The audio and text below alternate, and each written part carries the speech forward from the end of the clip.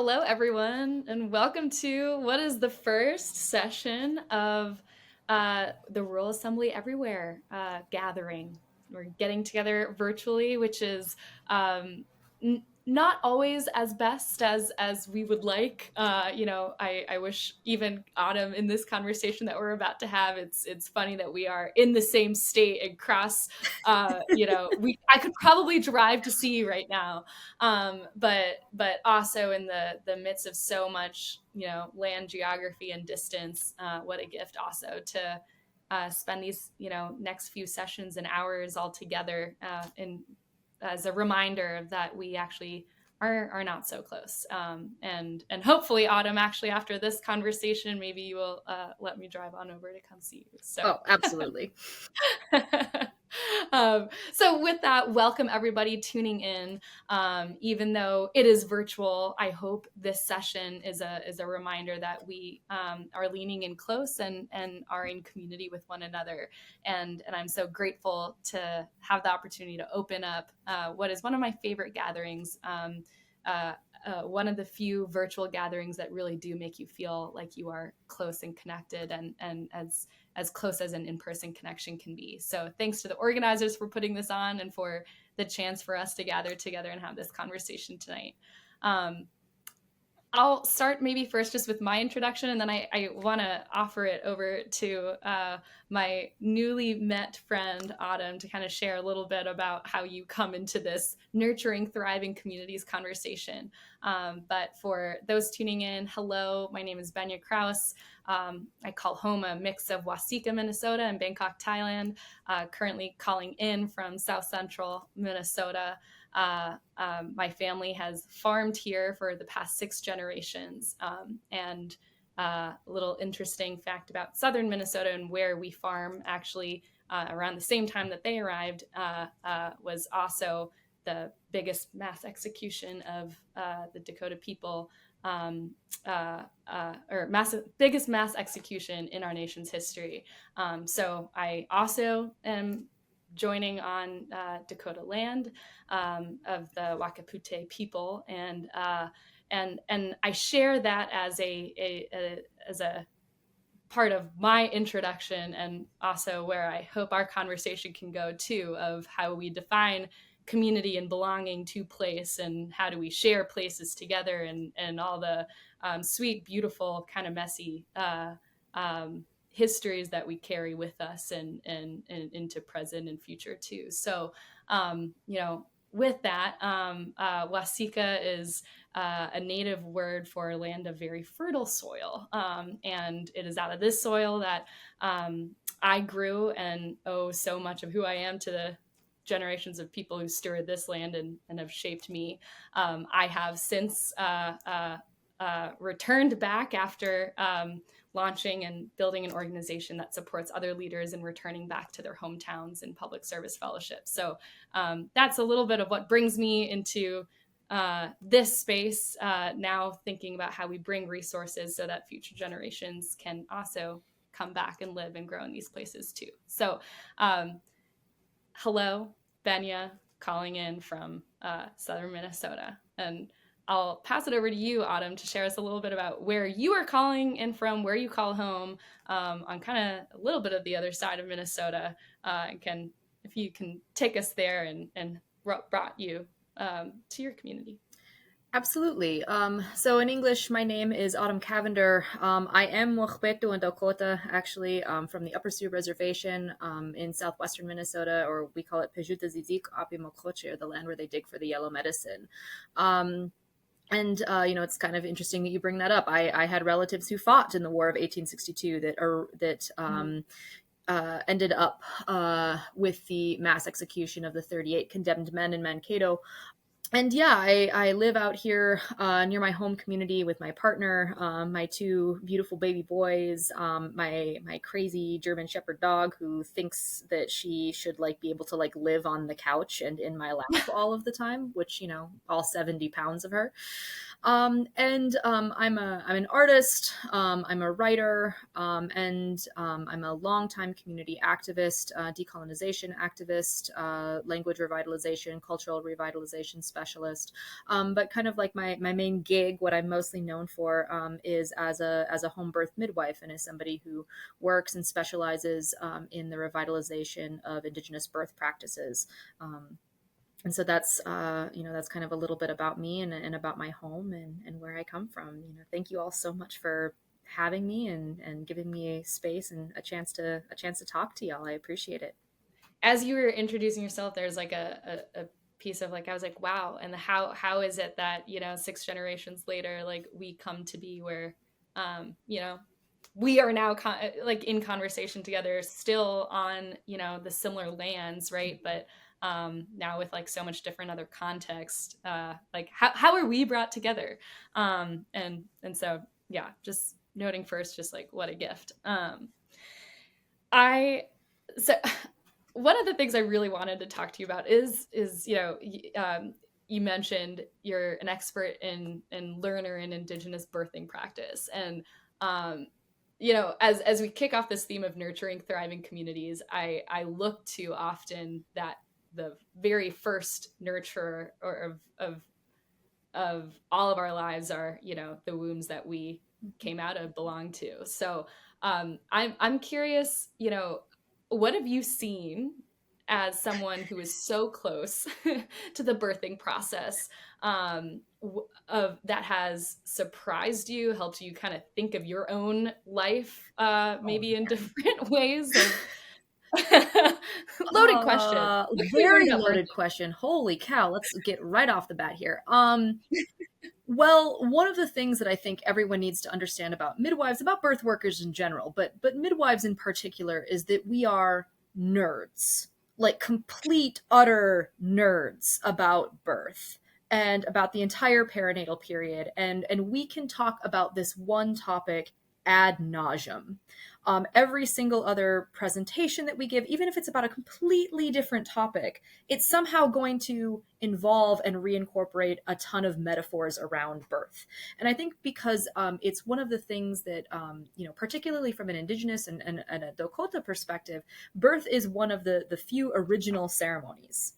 Right? It's something that is holy regardless of whether or not there's somebody there making it holy, right? It doesn't need a spiritual leader or a priest or anything else around it to make it sacred. It doesn't matter where it occurs. It doesn't matter the circumstances under which it occurs. It doesn't matter if it's a wanted pregnancy or not. It doesn't matter all of these other things. The act of creation, carrying, and birthing is a cosmic act. It's a cosmic reflection of our place in the universe, and it's this continually creative process. And one of the like I've learned so much. I think most of the lessons that I carry with me in my day-to-day life and in my day-to-day practice have come as a result of my experience with birth. So it's really hard to pick out any one thing. I think one of the biggest things that I try to instill in my clients and in the birthing families that I work with is this idea that the only way out really is through. We don't actually get to the other side. We don't get to be somewhere else without the journey of traveling there, right? Without that process. There's, particularly with birth, like I can't do it for someone. Right? I can't grow this baby and push it out of my body on somebody else's behalf. Even if somebody is getting a cesarean section or having a surgical birth, like no doctor can grow that baby for you. Right? No doctor can heal that womb, can relinquish that child from your womb for you. That's something that you have to do consciously. It's something that your body has to do consciously. And that idea that the only way out of any of these situations that we find ourselves in, our sociopolitical situation, our economic situations, like the real wrestling with social justice issues, no matter where we are, no matter where we call home, really there's no easy way, there's no shortcut. The only way out is through. And if I had to like pick one thing that I've learned from birth, I would have to, I think, default to that one. There's no way out but through. Yep. Because I think often we think of birth as like as an event, right? Yes. And then you're done. Um Cute. So, can you, yeah, talk a little bit about, what is the continuity of creation? Like, what does it mean to keep on having to is it rebirthing in some way? Reborning, re-being, relearning how to be. Um, I think you're absolutely right. I mean, anytime I'm working with a family in any capacity, either as a child birth educator or as a doula or as a midwife or just somebody being in community, there's this idea that like labor and birth is the event, and that's the thing that we're going to prep for, right? And it's then all of the Mhm. things we're planning for this one event, and then what? Um, there's a midwife who practices in Bali. Her name is Robin Lim, and she's written one of the very few books there exists about like the postpartum. But she makes this really compelling point that I love and I love to talk about, which is this idea of like you are only pregnant for 9 months. You are postpartum for the rest of your life. I had the opportunity to be in Maori territory in New Zealand, and I was at a conference.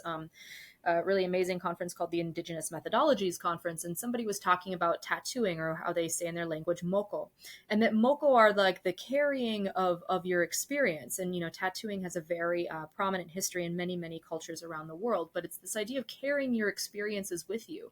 And the point the presenter was making was that every scar is also moko, right? Stretch marks for women are moko, right? Because these are the marks of where we carried our babies in our belly. And when we kind of expand that back, there gets to be some truly heartbreaking consequences of that. Particularly in like talking about in rural spaces or places that have experienced a lot of environmental degradation or a lot of environmental contamination, there's a lot of like heavy metal toxicity that really can own that lives in your body permanently after you've been exposed. Right, it's hard to purge your body of it. It lives in you for the rest of your life. Mhm. But that's not entirely true. The only way to actually purge some of these like heavy metal toxicities, heavy chemical toxicities, is actually by being pregnant. It's actually by nursing, because Right. now that baby is pulling off the toxicity from me so that they can grow it within their own bodies now.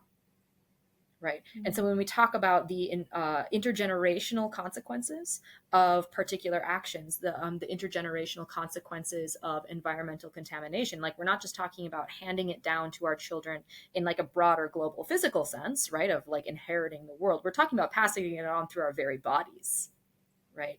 And so Mhm. the horror of that, the guilt of that, when we talk about the passing on of intergenerational trauma, is really terrifying, right? Like especially as a mom, especially as a mom of two kids, like that is terrifying to me. And so when we talk about like the drive, right, like what wakes us up in the morning and like gets us back on that horse to do hard work, like that's a big one for me. Is like what exactly are we choosing to pass on? Because everything that we don't deal with now gets moved to the next generation to deal with. Mm. Wow. Yeah. Uh, Sorry, it's that heavy. I no, I mean, I'm thankful for you bringing in this concept, this like language of moko, because I think it, yeah, and just this thinking of ourselves as like what are the things that we carry with us, um, and one of the things you were saying of like how do we live our lives while we carry both contaminants that maybe we are unaware of, what's our responsibility of as the one who received it, maybe didn't create it but now carry it. What do we do with that? uh, Also, I mean, this idea too, you mentioned earlier that you still, even if your child is no longer with you either through death or through adoption, there's still a sense of loss that you carry too. And so I as I reflect on what you're saying, these questions to me come to mind of, um, what do we do with those things? Like, what do we do with loss? What do we do with trauma? Um, is there something, like I think there's there can be a feeling, and I think probably a lot of us feel it in particularly this moment to always like leading up, unfortunately, to elections. It there's so much pointing at one another of the reason why I carry this loss, the reason why I carry this anger, this shame, or um, this resentment is because of the other, and sometimes we're not also caring for just like the ache it is to even carry those things too. So I'm curious, like, what can we do about the things we are like, maybe let's zoom in on just loss. Like, is there a way, will we always carry that loss? Is there a possibility for loss to be, in some ways like redeemed or filled? Like, what is our responsibility, what's our possibility maybe of um of doing something with the hard, scary, sad things we carry? So I do want to back up and clarify, like even when we talk about pregnancy loss or adoption, or even abortion, I don't want to project loss onto those things. That's an individual person's experience. What it is, it's a story. It's a piece of your life history that you can't get rid of, right? It's omnipresent. It's always going to be there. It's not something that can ever be gotten rid of. And there's different emotions attached to those things, right? Loss isn't always the one foremost in people's minds. And the reason why, talking about this, like expanding it on from a metaphor, from even looking at like abortion or miscarriage or adoption, and kind of expanding that out, particularly as an indigenous person living within a settler colonial context, on a daily basis, I am interacting with people with whom I have a shared intergenerational history of long-standing conflict, and their emotions about that are wildly different from mine. Right? um Albert Memmi, who is a really amazing African writer, and wrote one of like the foundational texts on understanding the process of colonization. He wrote a book called The Colonizer and the Colonized. And he talks about there's really only two types of colonizer. There's really only two types of settler. And one of them is the self-accepting colonizer, and the other one is the self-rejecting one. Now, the self-accepting one is like, hell yeah, I conquered you people. My people conquered yours. There was a war, we won, deal with it. Right? They totally accept their role in conquest. They totally accept their role in colonization and are totally cool and proud of it. Right? And then you have the other half of the people, which is the self-rejecting colonizer, which says, I feel so bad about this. This was a terrible thing, and I feel awful about it. And like, how can we heal this? How can we make it better? Now, Albert Memmi kind of makes this weird distinction that I don't want to necessarily problematize, but I do want to complicate.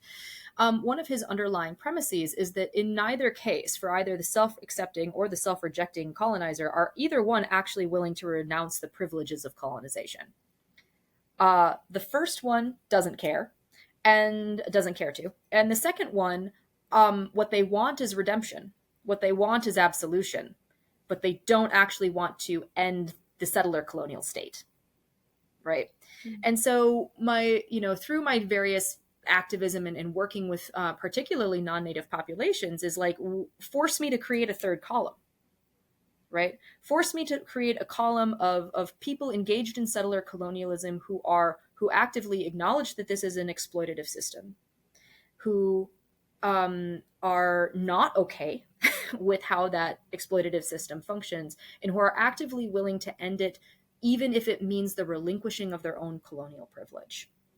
Right. And so whenever we're talking about social justice movements, be they like anti-racism ones or socioeconomic ones, we are kind of in this very strange way demanding that people in power give up some of their privilege. Right. Or at least share it around. Right. We're demanding a redistribution of power, a redistribution of privilege, which makes it very, very difficult for people in power to want to give that up. Right. Because there's really no reason for them to. Right. And so, like, where do we go with all of this? I think is a really, really, it's the $1 million question, right?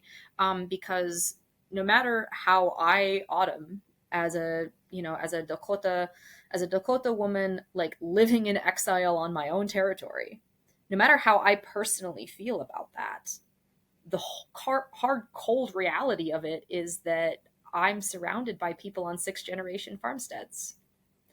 Um, very similar to your family background. It was a very weird experience coming back home, returning after school, and trying to buy land. Right, as a Native person, what a weird concept. I'm trying to buy land back in my home community, and working with people, trying to get them to like me enough, because like when you're in a rural place, people don't usually just list their houses on Zillow and then you go and like never interact with them or see them and buy them. Usually they happen in kind of like around the back kind of transactions. Somebody, you form a personal relationship with them, and then they're the person with the first right of refusal on your house, right, or on your land. And so I'm trying to get people to like me, and meanwhile they're showing me these land deeds that they have and they've had down passed through in their family. And for me, looking at these land deeds and trying to smile and trying to like, yay, this is great for you, knowing that these land deeds came in the late 1860s when there were bounties on the scalps of my ancestors, and that one Dakota scalp was worth enough to buy you an 160-acre homestead. Right. And so, like, this is a very weird, concrete way where something 150 years ago is actively playing out in my life on a day to day basis. Right. Like, I'm actively being confronted with the evidence of it here in my hands. And so like where do we go from here? How do we not get bogged down in like the horror of it, the frustration, the anger, the disenchantment, the jadedness? um I was actually thinking about rivers a lot. And this idea, so the Minnesota River cuts right through where I live. It's a really powerful body of water. When it was behind a glacier, it actually cut this entire river valley in like a single magical moment and just ripped everything to shreds. It was, I would have loved to have been there to see it. It would have been incredible. But is that river the same river that flowed then, 10,000 years ago? I mean, it's cutting through the same space, right? The water that flows out of Big Stone Lake, a coal-fired power plant, sits on the headwaters of the Minnesota River. And like, is that water the same water that was there in 1862 that like bathed the wounds of those who suffered in the Battle of Wood Lake or at the Battle of Birch Coulee? I don't know.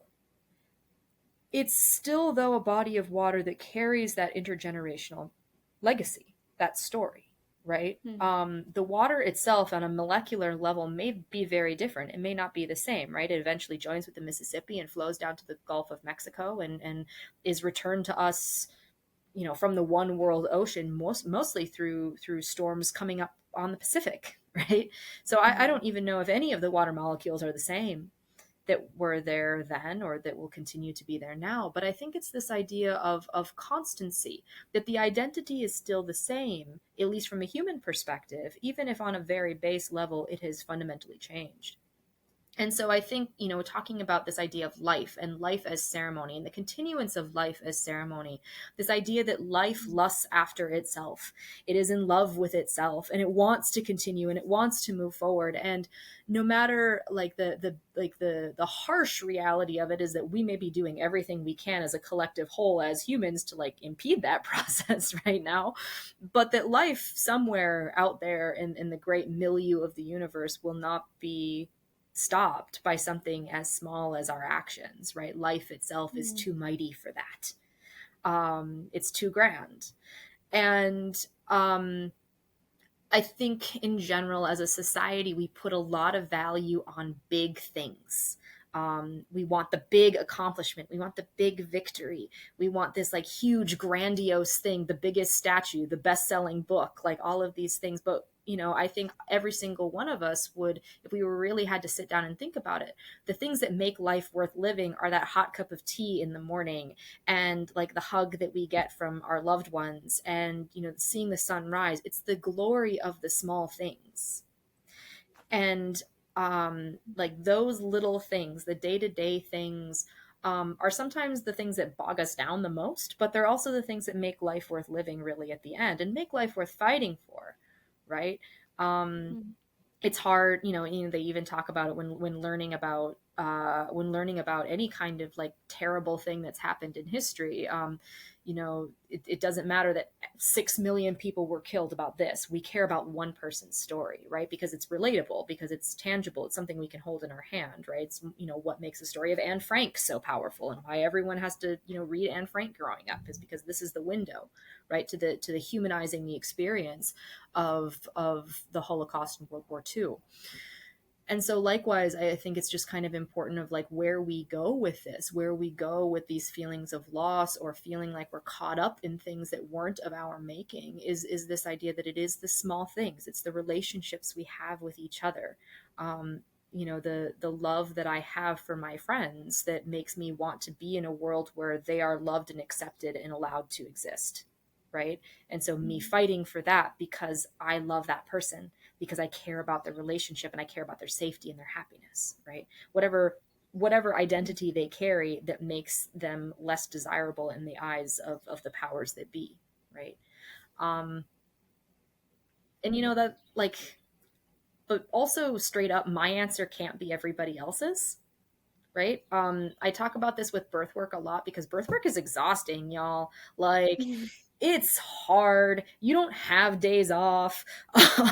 Like, you're on call all the time. You're gonna miss, like, I've missed anniversary dinners, and I missed my kid's birthday party a couple times. Like, you're gonna miss important things because this work takes so much out of you, because babies decide when babies are gonna be born. I don't. So when I'm trying to like teach other midwives, because I do teach as well, or teach other birth workers, it's really easy to get caught up in the like rhetoric of it all, like, oh, but because birth is beautiful, and like peace on earth begins with birth, and like all of these like very weird things that actually don't mean anything, that are completely wrong. And people have this kind of idea, and that's why they want to get into birth work. But I was like, find your own selfish reason, y'all, because like finding your own selfish reason to do something is actually really important, right? I do birth because of that, like that moment when somebody sees their baby for the first time, and that look of utter triumph and glory passes over their face. That is like the biggest high in the world for me. Like, that's my selfish reason. I am willing to do lots of things. I am willing to stay up super late at night and drink inordinate amounts of caffeine. And I am willing to sacrifice things in my personal life and my family's life in order to be there for that moment, to bear witness to it. And the fact that I'm allowed to is the greatest honor of my life. And I tell people that when I work with them. In order to do any hard work, including community building, including social justice advocacy, including like working with people with whom you have almost nothing in common because you believe in this like underlying power of community, you got to find your own selfish reason to keep doing it. Because the like cold rhetoric of like, oh, because it's morally right, or just communities are awesome, like whatever the rhetoric happens to be, that is not going to be enough to sustain you through those dark moments when you don't feel like anyone's on your side, when you're actively being ripped to shreds by your community for some reason or another, when you do mess up, because you inevitably will. Like, you need to find your own selfish reason to do the thing. Otherwise you're going to burn out real fast. Yeah. Well, and um, what I appreciate about your answer of like, why do you do the birthing work? How specific of a moment you got. And it makes me think of, what you said earlier, is that we tend to want the big. And I think even in like social change work, the big grandiose statements that we aspire to as like our North Star, and sometimes like, I can sometimes feel that they become everybody's big statement, that like a statement that means so much now means very little because we've so overused it, and I think what you're saying is an important reminder of like, as humans, there's something maybe about us, like biologically, that can't love the big or love everything all at once, but that there's something so deeply human in our ability to love the small. And yeah, I mean, the you calling into the moment where you see how a mother, or that person loves their child, like, because I want to, fathers here too, I'm sure, Oh also yeah, look at the child in the same way, big but you get siblings and most. intimate like first look, you know. And I just like appreciate that in some ways to nurture thriving communities, community can be such a big word, such a big concept, that our ability to love community might actually be undermined if we only see community in a big large way. And how can we get more specific and particular? And it requires of us like concrete particular actions and relationships. And going back to your river metaphor, I mean, I think in some ways too, it's like being able to see the molecule, the water molecule in the river. Because in some ways you might always look at that river and like feel the anger, the loss, the resentment, of what that river had meant or done to your family, you know, generations ago. But if we can only see the river for that and not see the individual molecule, we might never have like be filled with the love of then fighting to like keep that river flowing, you know, even as pained as or wrapped in a legacy of harm that there might be too. But anyway, so now I'm going deep on the metaphor route. But and you know, and I think there's a balance to what you're saying too. It's like you have to both see the river. It's like I mean, it feels like we're like the community change work is hard. And even in this conversation, I'm so attentive to like the paradoxes that I feel like I'm speaking to, of like both we need to name that the river has harmed Yep. and the river is not the same, and also it's not the same because there are new molecules in it and there are new, you know, relationships to foster even on top of legacies of harm. And so what does it take to still keep loving in the midst of that? And And maybe that's a not, question I'll throw to you. oh no, I mean, but they're not mutually exclusive. Like, and I think we Mm, have a tendency to think of them as mutually exclusive truths when they're not, right? Like mm, they're not. Like I this was really hard for this is really hard for a lot of my non-native friends, but it's like, you know, the fact that you're my friend doesn't change the fact that you're a direct beneficiary of settler colonial violence, right? The fact that you're my friend doesn't absolve you of that either.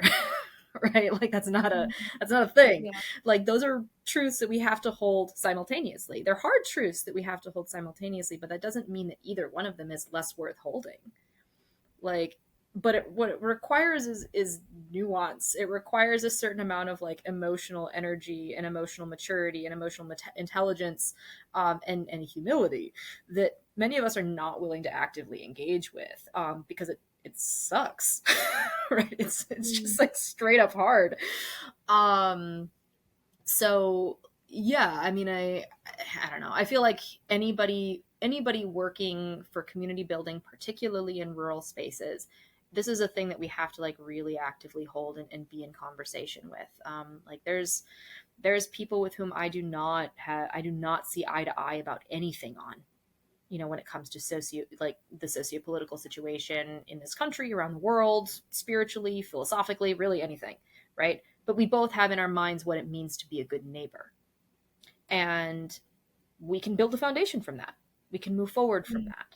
You know, there's an organization that functions out here called Land Stewardship Project, and one of the things that I really appreciate mm, about them is, you know, doing a lot of farm organizing and social justice farm organizing in rural spaces, is really on this basis of you need to find the common ground, right? You know, find the common ground with people. Because like the fact that I don't agree with you on anything and the fact that you're a good neighbor are not exclusive truths. There's the mm. same thing, and I have to be comfortable enough in that space to be able to hold those contradictions, right? Those paradoxes, even if they're not really, but they feel contradictory to me. I have to be the one to like have the emotional maturity to hold that. Oh, yeah, yeah. There's yeah, there's yeah, I think that message of humility, and that these things are not mutually exclusive. Being a good neighbor and being in disagreement are not mutually exclusive. And I think in some ways, like out of that humility, hopefully it generates also a courage to be in that, like, because like when things are in tension but actually do need to coexist together, I like I feel like that's so uncomfortable, you know, like in some ways, because it's like you can talk yourself in circles of like, you know, how can I feel this way towards somebody when like we disagree on so many other pieces, and like that's maybe at the heart of the fragility in some ways of our democracy today right now too.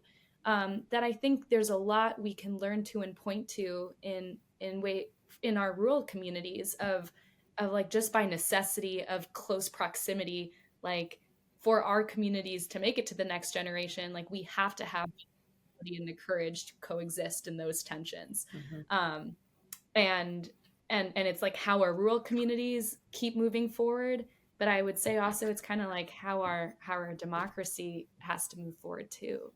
And I know we're coming, you know, close to time here.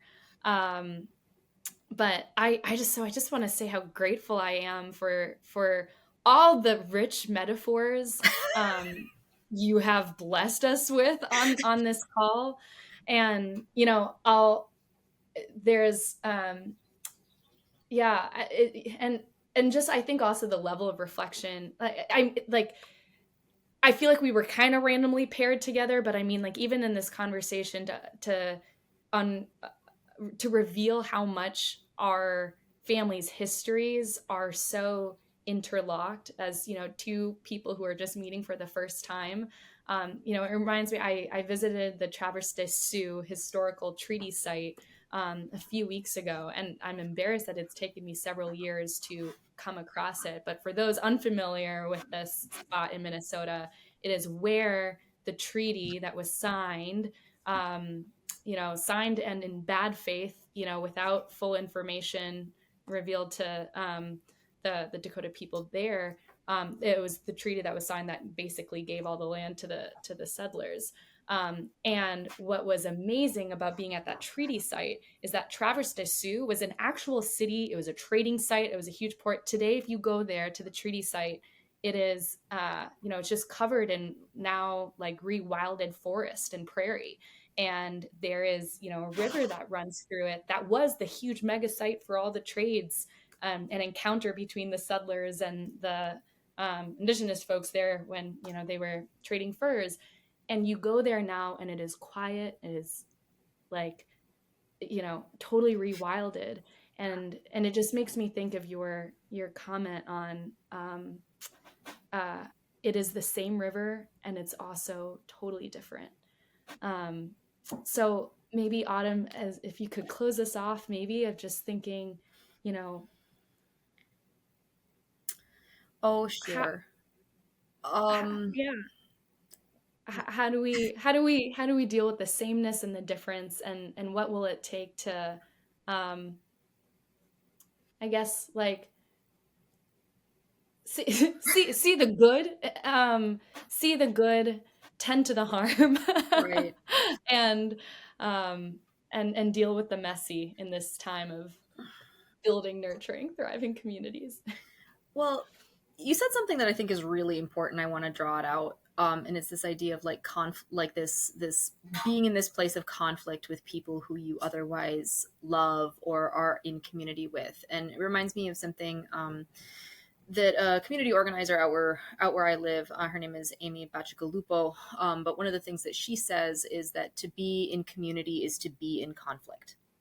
That we actually Mm, that if we're actually really serious about being in community and interacting with everybody on a day-to-day basis and knowing everybody's name and being there and showing up, it means inevitably at some point in time someone's going to do something you don't like, right? Eventually two people are going to be in conflict with each other. The defining characteristic though is how we deal with it, right? Do we just never speak to that person again and try to like zero in on our own echo chamber? No, because then that person isn't in community with us anymore, right? And to mm, really focus on those moments of discomfort and being in places that are uncomfortable, because that is where we do our most growth.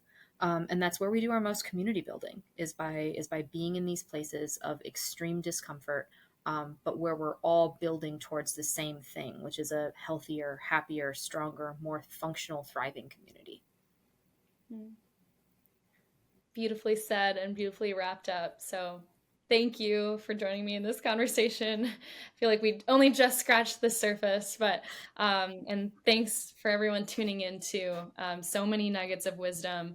I'll just quote a few that I wrote down that I am going to be thinking about. How do we focus on the glory of the small thing?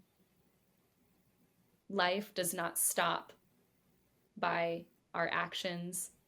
Life keeps going. It's more powerful than that because ultimately life lusts after itself.